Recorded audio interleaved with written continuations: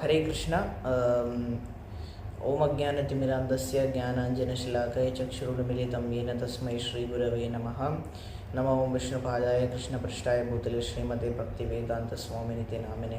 नमस्ते सरस्वते देवे गौरवाणी प्रचारिणे निर्विशेषशून्यवादी पाश्चात्यदेशतारिणे. जय श्री कृष्ण चैतन्य प्रभु नित्यानंद श्री अद्वैतगदाधर श्रीवासादि गौरभक्तवृंद. हरे कृष्ण कृष्ण कृष्ण हरे हरे, हरे Ram Ram Ram Hare Hare. Hare Krishna. Today we are going to discuss about Anartha-Nivrtti. And Anartha-Nivrtti, the way to be freed from anarthas is to talk about Krishna and chant his holy names. That is the most easiest way. And if we do not engage in devotional service, then we are in Maya and we will definitely have anarthas. So now what is this anartha? Anartha is the opposite of artha. Artha is material economic development in the sense of the material conception. But in the spiritual sense, artha means goal. And the goal is to go back to Godhead. And whatever prevents us from achieving the goal, artha, is called as anartha. And Anartha-Nivrtti is basically the concept of liberation from those unwanted things by which we can achieve the artha. So we have to remove anartha to get artha. And we can also consider this to be like shreyas, which is long time benefit, and preyas, which is short term benefit. We should cleanse the anarthas so that we can easily get prema of Lord Krishna and go back to Godhead. In this context, there is one verse, Srimad Bhagavatam, 2nd canto, 2nd chapter, 12th verse, that Adina Leela Hasite Kshanullasad Bhru Banga Sam Suchita Bhuri Anugraham Iksheta Chinta Mayam Enam Ishwaram Yavan Mano Dharanayavadishthate. So, here the Lord's magnanimous pastimes and the glowing glancing of his smiling face are all indications of his extensive benedictions. One must therefore concentrate on this transcendental form of the Lord as long as the mind can be fixed on him by meditation. Now this verse, when we read it, it looks like there is a different topic altogether which is being discussed. So how does Prabhupada connect this to Anartha-Nivrtti is the question. And Prabhupada directly attacks the point of impersonalism and in the purport. He just starts and attacks the point of impersonalism, and he states that the process of meditation recommended herein is Bhakti Yoga, or the process of devotional service after one is liberated from all the material conditions. Jnana Yoga is the process of liberation from the material conditions. After one is liberated from the material existence, when one is Nivritta, as previously stated herein, or when one is freed from material necessities, one becomes qualified to discharge the process of Bhakti Yoga. Therefore, Bhakti Yoga includes Jnana Yoga. Means Bhakti Yoga includes the way of impersonalism also. That we achieve the Supreme Lord and ultimately we come in contact with Brahman also because of that. Because when we merge into Brahman, there is a chance that we may fall down. But when we go back to Godhead, there is no chance for us to fall down. So therefore Bhakti Yoga includes Jnana Yoga. So these effects of Bhakti Yoga are called Anartha-Nivrtti. Now he starts the connection. And he says that things which are artificially acquired gradually disappear along with the process of Bhakti Yoga. And then he says that grossest type of anartha which binds the soul is sex desire. And now he starts to connect all the anarthas, and he says that the root of all material entanglements is lust or sex desire, and all other things like anger, greed, envy, etc., they have their roots in this. And when this lust is not satisfied, we get anger. When the greed, when the lust is satisfied, we get more greedy, that I want more and more and more, etc. We all have their roots, they all have their roots in these things. And we want to enjoy separately from the Lord, and thus we are here in this material world. And this is the anartha that we have. That grossest anartha is sex desire, and we must get freed from it. And here aham mameti, that I, me and mine, that is what is there, the basic conception of sex desire. Here also Prabhupada attacks the point. He says that and this sex desire gradually develops in the union of the male and female. When the male and female are united, the sex desire is further aggravated by the accumulation of buildings, children, friends, relatives and wealth. So these are all the different manifestations of sex desire. And when all these are acquired, the conditioned soul becomes overwhelmed by such entanglements, and the false sense of egoism or the sense of myself and mine becomes prominent, and the sex desire expands to various political, social, philanthropic, altruistic and many other unwanted engagements, resembling the foam of sea waves. This is also a very nice example, that the foam of sea waves becomes very prominent at one time, and in the next moment it vanishes away. So similarly, that is the results of the sex desire, that we become very prominent at once, I, me and mine, aham mameti, but then at the next moment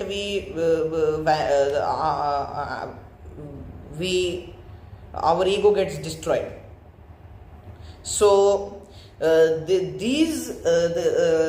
conditioned soul is encircled by such products as well as the products of sex desire, and therefore bhakti yoga leads to the gradual evaporation of sex desire. And kama and kamanuja, these two destroy everyone. Anger is also described as kamanuja. We should understand that anger is like the brother of lust, because when lust is not satisfied, at that time anger comes. So these two destroy everyone. So, and also kama esha krodha esha rajoguna samudbhavaha mahashano mahapapma vidyena miha vairinam, that these two, kama and krodha, they bring in rajoguna and mahashano mahapapma. Because of them we commit a lot of sinful activities, the greatest sinful activities. And jahishatrum mahabaho, the essence is that we should win over lust. If we win over lust, then anger, greed, envy, pride, these all things will be won very easily. And these are the root of everything else. So sex desire is summarized under three headings, which is profit, adoration and distinction. Sanskrit, puja, labh, pratishtha. These are the three Sanskrit words: profit, adoration and distinction. When the conditioned souls are mad after these different forms of sex desire, one shall see for himself how much he has been freed from such hankerings, primarily based on sex desire. As a person feels his hunger satisfied on eating such each morsel of food, he must similarly be able to see the degree to which he has been freed from sex desire. And so one should follow the process of bhakti yoga that is mainly being established here, that one must reach knowledge and renunciation, jnana and vairagya. And bhakti yoga, again here it is mentioned again that sex desire is diminished along with its various forms by the process of bhakti yoga, because bhakti yoga automatically, by the grace of the Lord, effectively results in knowledge and renunciation. Again mentioned that even if the devotee is not materially well educated, knowledge means knowing things as they are. Knowledge does not mean that you should be a scholar and be graduated from many of the most reputed colleges and have very nice jobs and get good salary. It's not just about that being that makes you knowledgeable. It's also things that knowing things as they are. It's not the only being a scholar. And a devotee has vichar or thinking ability. and one do not we should not be a scholar for this. We can just discriminate between what is right and what is wrong, and thus we can follow bhakti yoga and gradually lead to Anartha-Nivrtti. Persons who are in knowledge leave aside all unwanted nonsense. There may be people who are scholars who have everything with them, but they are still engaged in all sorts of nonsense. They don't have any sort of knowledge. But then the people who actually have knowledge, they leave aside all unwanted nonsense. And Vairagya.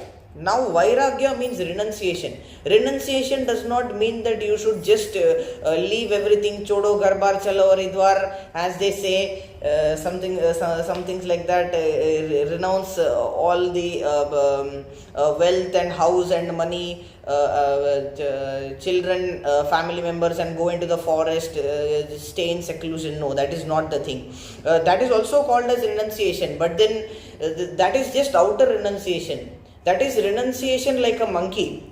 A monkey lives in the forest, and we think that, oh, the monkey is so renounced, it only eats fruits, it doesn't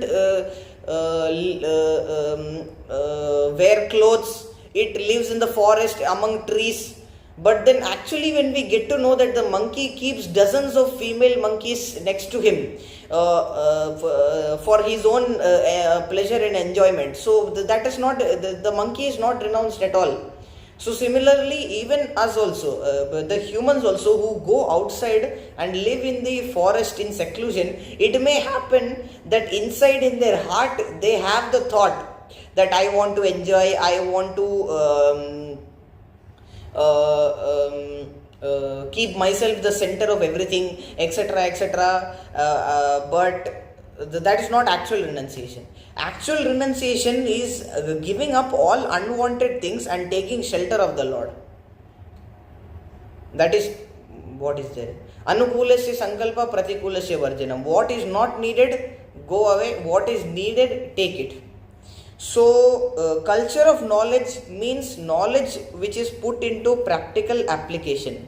That one should understand what is right and what is wrong, and one should discriminate. Then only one can follow the process of bhakti yoga and reach to the stage of Anartha-Nivrtti.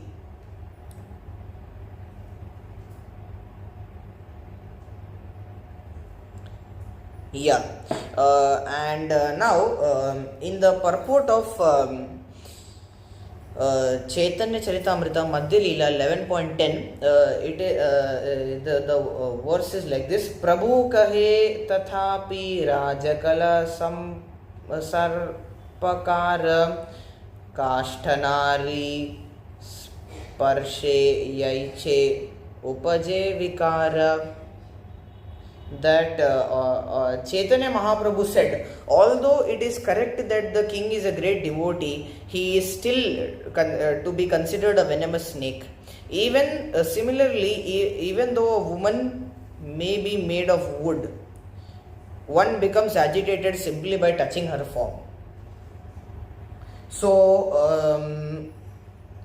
this is in context with Maharaj Prataparudra. And again Prabhupada connects the purport to Anartha-Nivrtti, and he says that even though a woman be made of wood or stone, she becomes attractive and decorated, and one becomes sexually agitated even by touching the form, and yes, one should therefore one should not trust his mind. This is another important thing, which is so fickle that it can give way to enemies at any moment. The mind is always accompanied by 6 enemies, namely Kama, Krodha, Mada, Moha, Matsarya and Bhaya. And also it can be said that Kama, Krodha, Lobha, Moha, Mada, Matsarya, these are the 6 enemies. Also it can be said that Kama, Krodha, Mada, Moha, Matsarya and Bhaya.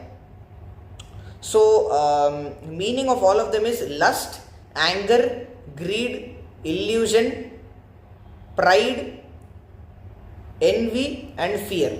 These are the anarthas. And also In Prabhupada's purports, in the 15th chapter of the Gita, there is also a different reference to the 6 enemies, and the 6 enemies in the verse, Mamaivamsho Jiva Loke Jiva Bhutas Sanatanaha Manashashthani Prakritisthani Karshati. That the conditioned soul is Mamaivamsho Jiva Loke Jiva Bhuta Sanatanaha. Krishna says that they are my fragmental parts. But due to conditioned life, they are struggling very hard with the 6 senses, which include the mind. So, the 5 senses and the mind, these are also another set of 6 enemies that have been said in the Gita also. Yes, the 5 senses of ears, eyes, nose, tongue and skin. These are the 5 senses, and also the mind also. These are the main 6 enemies, another set. And one must rectify by chanting and association of devotees. This is the only way to get free from Anartha-Nivrtti, to get free from anarthas and achieve Anartha-Nivrtti. That we must chant about the Lord, speak about the Lord, talk about Him, and associate with devotees, perform bhakti yoga. This is the many different ways which one can perform and get free from Anartha-Nivrtti and ultimately from Maya. And we are also instruments in the previous acharyas, in the hands of the previous acharyas. We should not think that we are the doer. Prakriti kriyamanani gunai karmani sarvashaha ahankara vimudatma karta hamiti manyate. That the living entity falsely thinks that he himself is the doer, and they are actually carried out by the 3 modes of material nature. So even this Anartha-Nivrtti is carried out by bhakti yoga, but we should not think that we are the doer. And fear is caused due to the feeling to impress others. For example, if I am always trying to impress a person, and if I try to impress them every time, the fear will be there in my heart as to what will happen if that person gets to know what are the wrong things that I am doing, what will happen if I am ashamed in front of that person, if I do something by which that person loses his